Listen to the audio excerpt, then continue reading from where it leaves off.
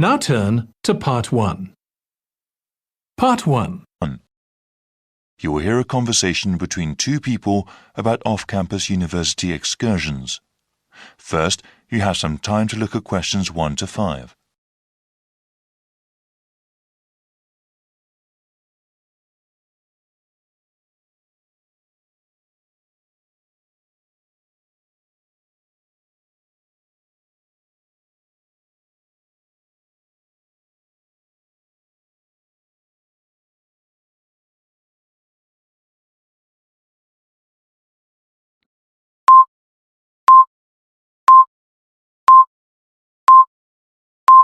Good afternoon. Good afternoon. What can I do for you? Yes, I understand the university offers, organized trips to... Correct. We have about 3 trips per month on both weekdays and weekends. I see. Can I ask what kind of places do you go to? Certainly. Well, usually there are excursions to the city. There are many interesting cultural venues to see, such as theatres and art museums. We also organize trips to the local mountains for hiking, or sometimes even to discount shopping areas around here. We don't organize guided tours, since most students like to explore on their own. How far away are they usually? Well, it's a good thing the city is not too far south of here, since most of the excursions we organize go there. They are never more than 2 hours away. And so how much do I have to pay for each excursion? Oh, the great thing is that the transportation is free. You pay for just entrance fees and the like, or for whatever you buy. That sounds great. Yes, and for certain events, like theatre shows, you can get a discount on tickets when you buy them through the school. Oh, really? So how do I buy discounted tickets? When we travel to the venue, you will be given a discount at the box office or the ticket booth if you show your school identification card. You can also purchase tickets beforehand for you and your friends from the university website at the discounted price. All right. What part of the website is it? Well, log on to the university website with your ID number. Right. The login screen on the main page. There will be a section called Campus Activities on the navigation bar on the left side. In that section, there is another link for off-campus excursions. The monthly schedule is shown there, and there is also an online form to purchase any discount tickets available. Nice. Thanks for the advice. Before you hear the rest of the conversation, you have some time to look at questions 6 to 10.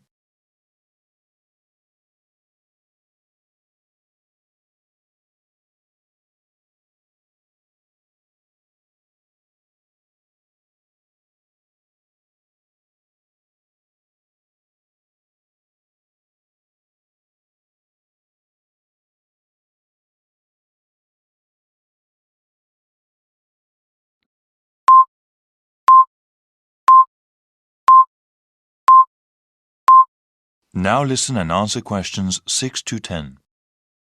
So yeah, my computer is down. Can I ask you what excursions there are this month?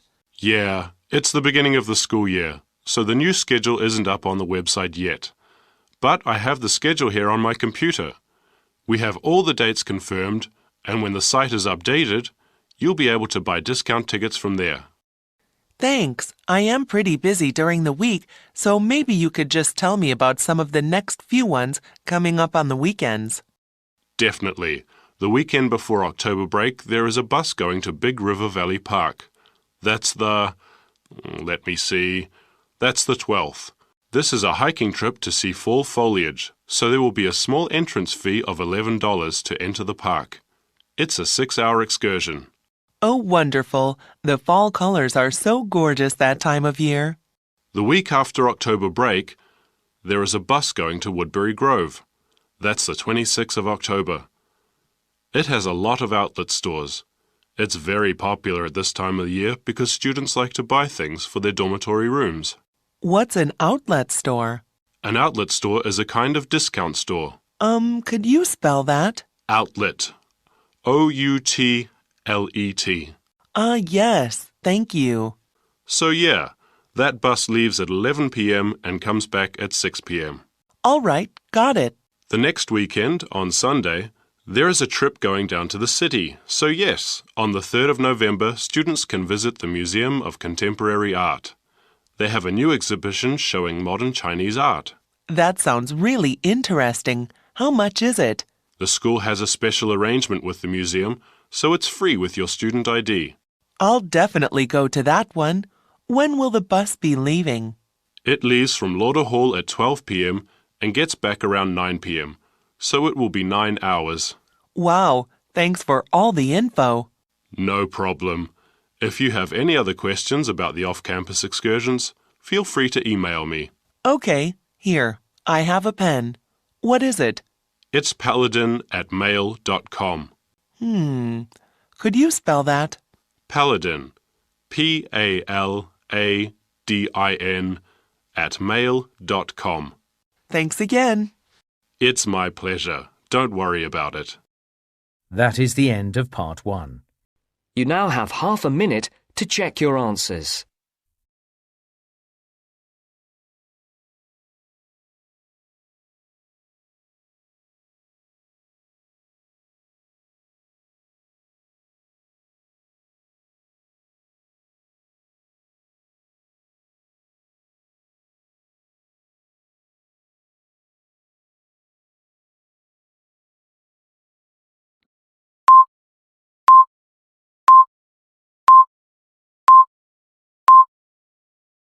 Part 2. You're going to hear a talk by a tour guide about the local history of Harbour Town. First, you have some time to look at questions 11 to 15.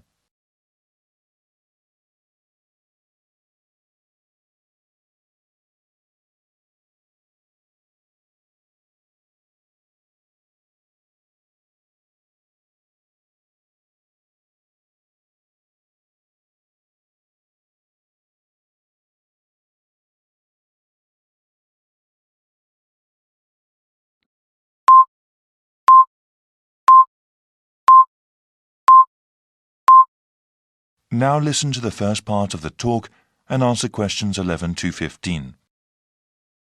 Good morning, everyone, and welcome to the historic downtown area of Harbour Town. I'm going to give a presentation on the history of the area before I let you all go. There's great weather today, so I'll try to keep this short. So, from this room, you can see most all of the historic area. This intersection is where the city was first founded, about 350 years ago. The San Gabriel River is wide and deep, and it was an excellent waterway for the movement of goods. Harbour Town used to produce lots of beef and oranges. Before the city grew, there was lots of open land for grazing and planting fruit trees. They traded these products with other towns and cities. The weather in this region is excellent for growing oranges because there are warm summers and mild winters. Citrus fruits can't survive in places where there is severe frost. At the height of citrus cultivation, there were over 500 orchards growing citrus fruit. Unfortunately, this fertile land also had lots of oil underneath it. In the rest of the country, new technology required the energy found in fossil fuels. After the first oil wells were tapped, agriculture gradually gave way to industry. The farms, orchards, and ranches that surrounded the town were replaced by new factories, cities, and roads. There is very little agriculture in the region these days, and certainly no cattle. The oil eventually ran out, of course, but other industries such as aerospace and entertainment were established. Well, that's a brief history of Harbour Town. You can use one of the computer terminals available in the main office if you want more information. Before you hear the rest of the talk, you have some time to look at questions 16 to 20.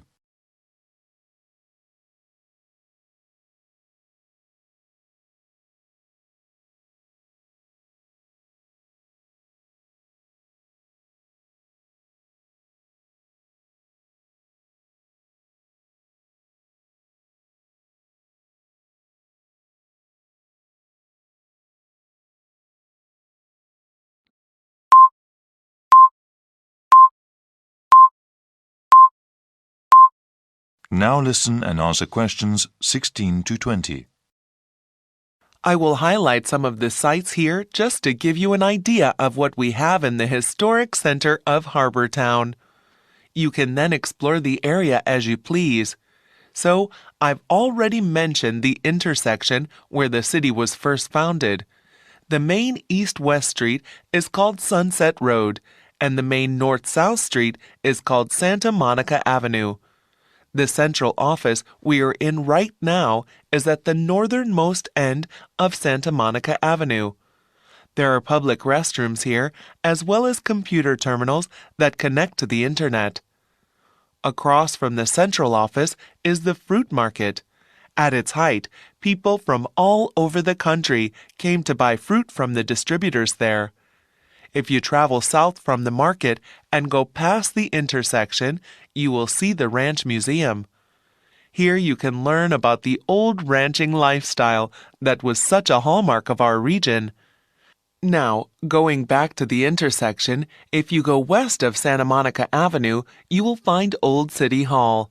It is an excellent example of the architecture of the time. In the opposite direction, going east of the main intersection, you can see Sunny Movie Studios. They don't make movies there now, of course, but it was the first company to make movies in our region. Also, the subway station is accessible from all four corners of the intersection. If you didn't take the bus here today, I am sure that is where you came from. Well, thanks again, and I hope you enjoy your visit to the historic area of Harbor Town. That is the end of Part 2. You now have half a minute to check your answers to Part 2.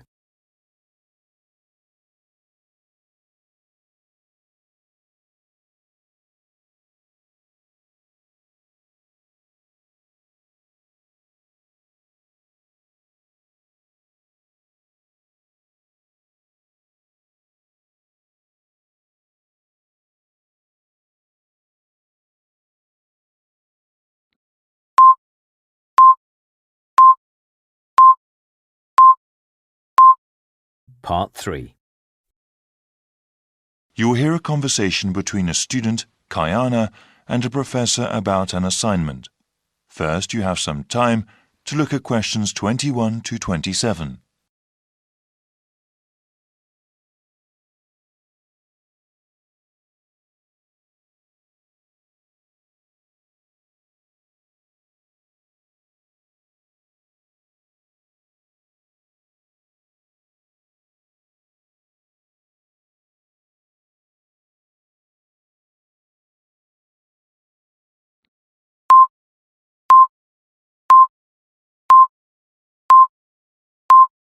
Now listen carefully and answer questions 21 to 27.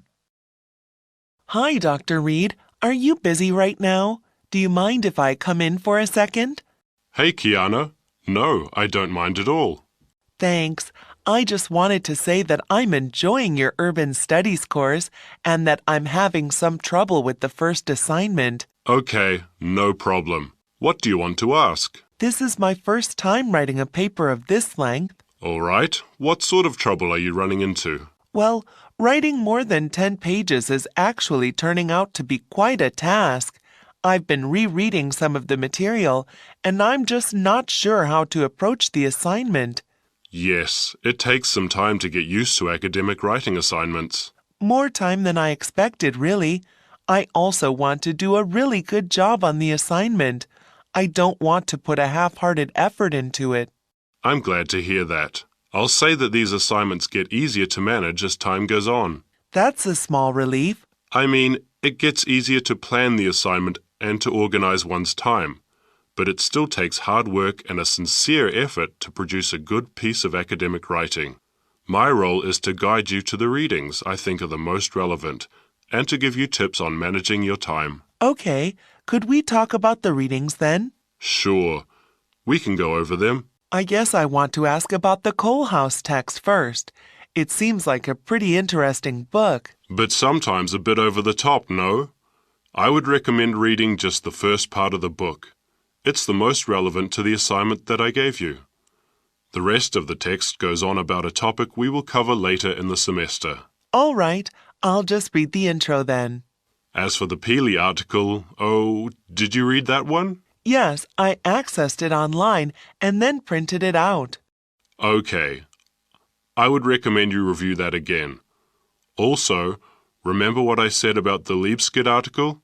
I think you told the class to focus on the research methods, right? Yes. She approaches the problem in an innovative way.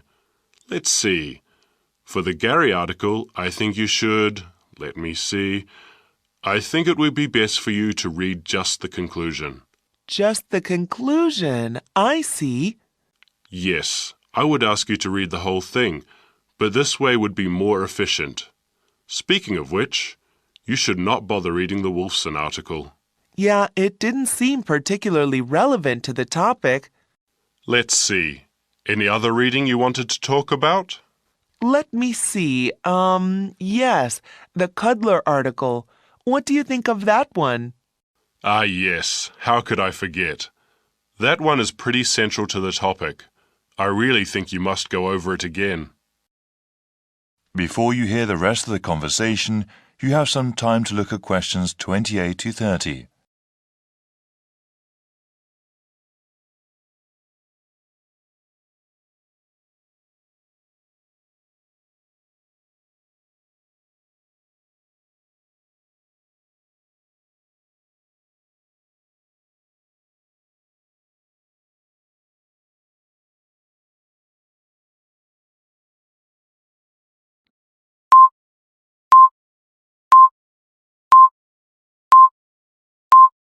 Now listen and answer questions 28 to 30. All right. Is there anything else you wanted to ask about? Yes, I wanted to ask about the line graph that you provided. It seems that the legend identifying the different parts is not there. Ah, it must not have been photocopied correctly. Here, let me explain them.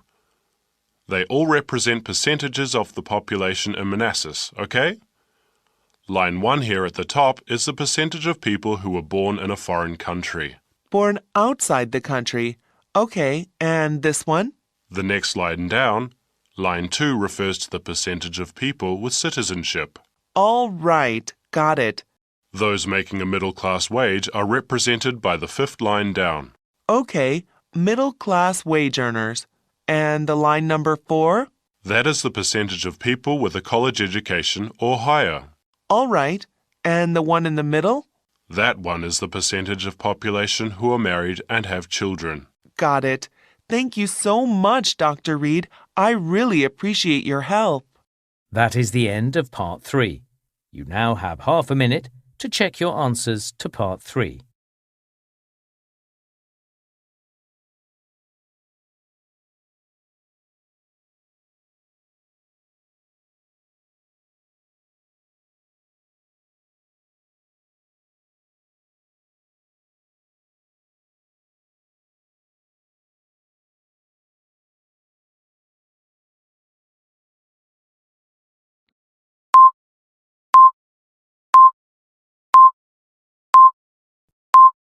Listening, Part 4. You'll hear a talk on the subject of green buildings and skyscrapers. First, you have some time to look at questions 31 to 40.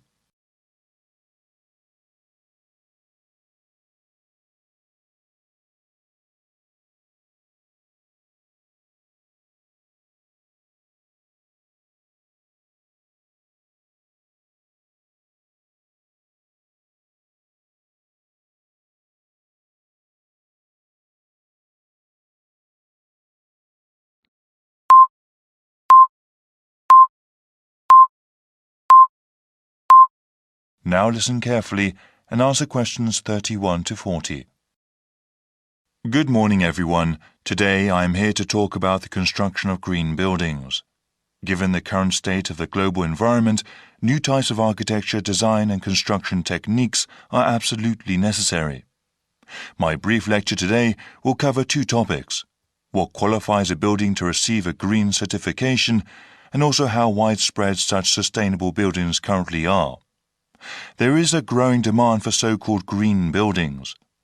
Government agencies and corporations around the world understand that sustainable workplaces are quite cost-effective in the long run. Though initial outlays for construction are usually more expensive, the savings in maintenance and energy costs make up for it. Here at the Ministry of Environmental Stewardship, we have created a detailed set of requirements that a building must pass in order to be certified as green. For buildings that have already been constructed, we offer 2 levels of certification, bronze and silver, depending on the number of guidelines implemented. These include reducing or recycling waste products, as well as installing efficient heating and cooling systems. For a gold certification, a building must have had sustainable and environmentally friendly practices from the beginning of its construction. Measures such as using local materials, wood grown from well-managed forests, or reducing the use of toxic chemicals all contribute toward this prestigious distinction. It's pleasing to see how mainstream going green is now. Here at the Ministry, however, we know and understand that this cannot be just some passing fad. We created these guidelines so that institutions could not merely greenwash their buildings, claiming that they are environmentally friendly when in fact they aren't. I would now like to talk about some buildings that have received these special certifications. In the 60s, there was a great number of public housing projects built. Over the years, many of them have fallen into gross disrepair. As part of an urban revitalization project, construction companies have consulted with ministry experts to make those council estates a greener and healthier place to live. At Cabrini Fields, lead pipes and lead paint were removed, improving the health of children living there. A system of rooftop and community gardens also helped residents to support themselves. It was one of the first buildings we awarded a bronze certification to. One building with a silver certification is the Milop Jewett Tower, built over a century ago and located in the downtown area. The insides of the building were completely scooped out, allowing the construction company to implement innovative new ways of saving energy.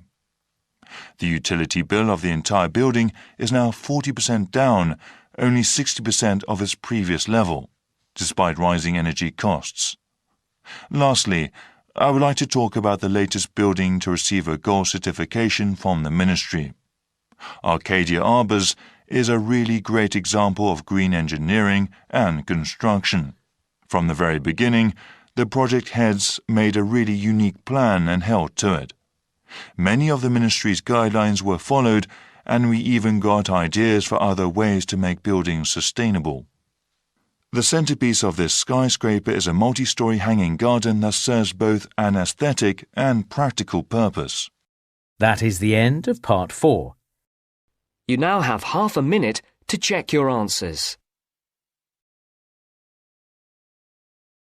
You now have 1 minute to check your answers to part 4.